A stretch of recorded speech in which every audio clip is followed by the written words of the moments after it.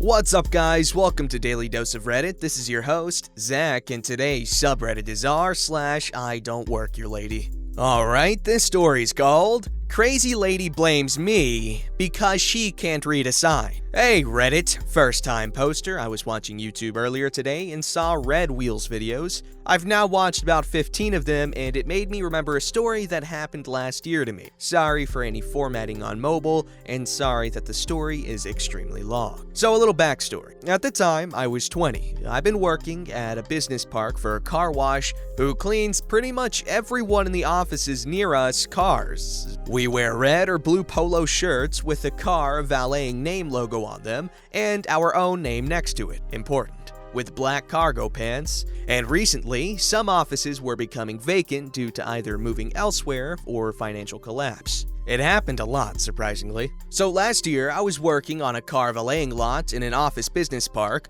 On this business park, we clean nearly 70 people's cars, so it's hard to remember who's who. However, on this very special day, this happened. There was 4 of us working. We've all just arrived to the lot, set up all the equipment, unpacked all we needed, and the other 3 went to the surrounding offices to collect keys from office workers who have used us for years and trust us to move their cars ourselves. One of us always stays with the equipment just to be safe. When a woman slowly drives up past our valeting lot, seemingly looking for a specific office building when she pulls up right next to me. Now, I'm 6 foot tall, wearing the red polo of the company, on my phone and checking my bank account to see if I got paid from the previous month. Pay was due the day before. Back turned to the woman at this point. Not being rude, just knowing we have signs up saying what we are and how to contact us to book your car in for a wash. I hear her lightly cough 2 times, but think nothing of it. Then she clears her throat a little loud for me to turn my head to look at her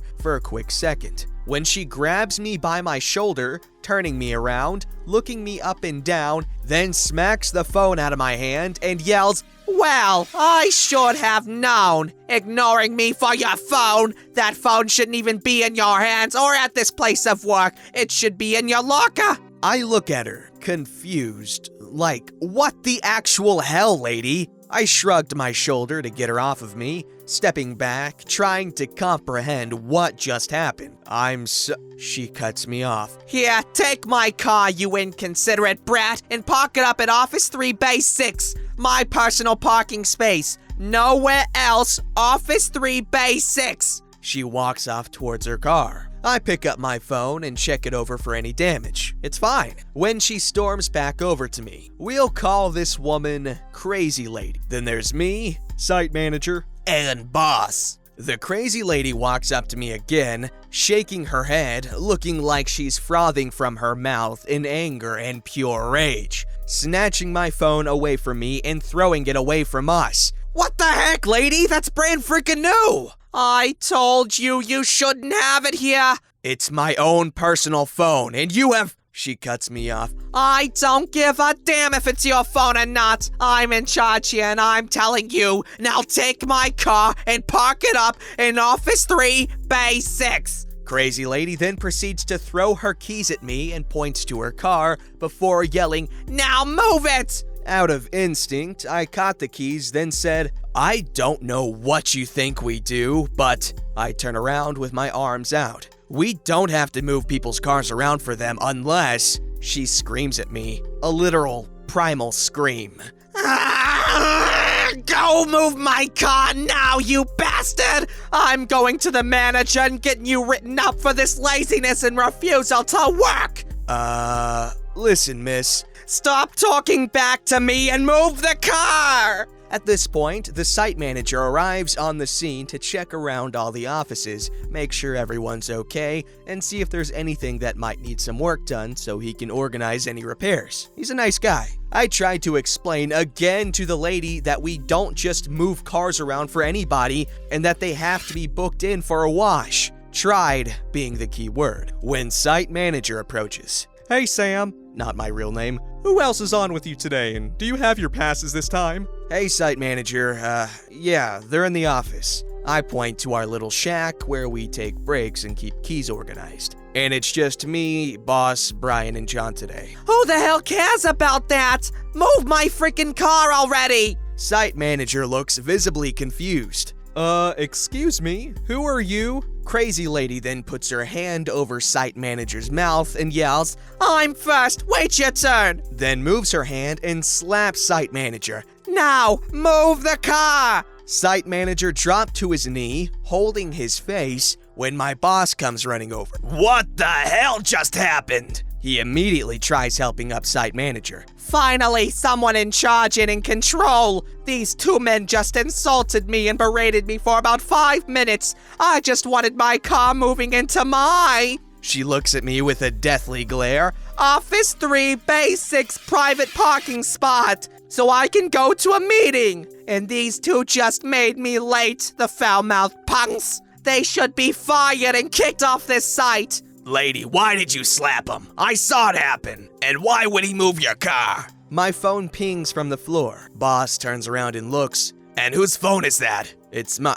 Crazy lady cuts me off again. "It's mine! That little bastard stole it and threw it on the floor, then continued to insult me with him." "Look, lady, I want you to take your keys back." He takes the keys from me and drops them on the floor in front of her. "And get the heck off my side, or I swear to God I will call the cops and screw your day up." Site manager never swears and is always polite. This came as a real shock to us all. "You can't tell me what to do! You're nobody, while me, I'm somebody! I run and manage this entire business park." "It's true, ma'am. He's the one in charge. I just run the valeting bay here." Boss went to pick up my phone during this and handed it back to me. "I believe this is actually yours as well, not hers, right? Unless she's got you on her lock screen." "Yeah, thanks." I quickly put it in my pocket. Crazy lady just stands there, dumbfounded, seemingly trying to process everything going on, before picking up her keys and dangling them in front of me. "Just go move my car, and I won't have to call the police." Site manager then grabs the keys and pockets them. "Ma'am, he's not moving your car, and in fact, you're coming with me till the police arrive. You've not only treated him," me, "like dirt, you clearly have something wrong with you, and even slapped me for no apparent reason. What was the office number again?" To me, "Office 3. "Oh, the newest one. Convenient. They're also 2 months behind on rent. That wouldn't have been your doing, would it?" To crazy lady. Boss calls for the police, moving away from the situation. "Wait, what do you mean you're waiting with me for the cops? I'm calling them on you!" "Did she hit you at all, or just me?" "No, just threw my phone. Twice." Site manager grabs crazy lady by her arm. "All right, ma'am, I'm placing you under citizen's arrest till the police come. You can come to my office and we'll show the officers the cameras and everything that's happened." Crazy lady slaps him again and tries running to her car, but her heel breaks off her shoe and she falls to the ground, screaming for help and that we're trying to violate her. Site manager helps her back up right as the cops arrive on scene, when boss says to me, "Come on, we've got work to do," and we walk away. About 2 hours later, the crazy lady gets put into a cruiser, kicking and screaming before yelling at me, "This is your fault!" Apparently, she kept resisting arrest in the office and denying everything, even though it was all caught on camera. A tow truck later arrived after they left with her and towed her car away. Crazy lady was never seen again to this day a year later. The site manager told us at the end of the day that she doesn't even work at that office or any office on that site and was truly just crazy. That is weirdly terrifying. Now I'm kind of in the mood to watch a really scary movie. Recommend some in the comments below. I'm hard to scare though. For example, I found The Conjuring kind of funny when they were all flying around the room and stuff. The Curse of La Llorona was kind of scary though. I liked that movie. I saw that in theaters. That was kind of creepy. Not scary, just creepy. Anyway, sorry, that was really off topic. This lady has obvious issues. Holy crap, did she forget her meds? I feel like that's something that could happen if someone doesn't take their meds. That could just be bad media representation, but I feel like some people actually do need medication in order to not act like this. This one's called Why I Love Being Autistic. Yes, English is my first language, and forgive me for I am on mobile. So, I am autistic, Asperger's to be specific, so I am high functioning, but still don't like dealing with groups of people larger than 7 or loud ones. Okay, now with that out of the way, let us begin. Cast is a short list. There's Karen. There's me, Loopy Looney, who has his genius moments. Security guard. So I was at the store going for some clothes and game cards, ran the games I had to death, and was currently looking at some candies for my younger brothers and sisters. It is probably a good time to mention that when I have a task to do, I tend to tunnel vision. This is also probably when the Karen decided to materialize next to me. Here is how the conversation went. Excuse me. Huh? Oh, sorry, what was that? I need... She starts listing a shopping list. It is now I took notice of who I was talking to. The Karen was a smallish woman with brunette hair, gaudy glasses, and looked to be late 20s, early 30s maybe. I am terrible with guessing ages. I'm sorry, but I don't work here, I say, pointing to my cart of stuff. Karen looks at my cart, looks at me, back to the cart, then squints at me. Don't you try to lie to me. I get anxious easily in social interactions, and this woman was sending signals of aggression. So yeah, I was stressed.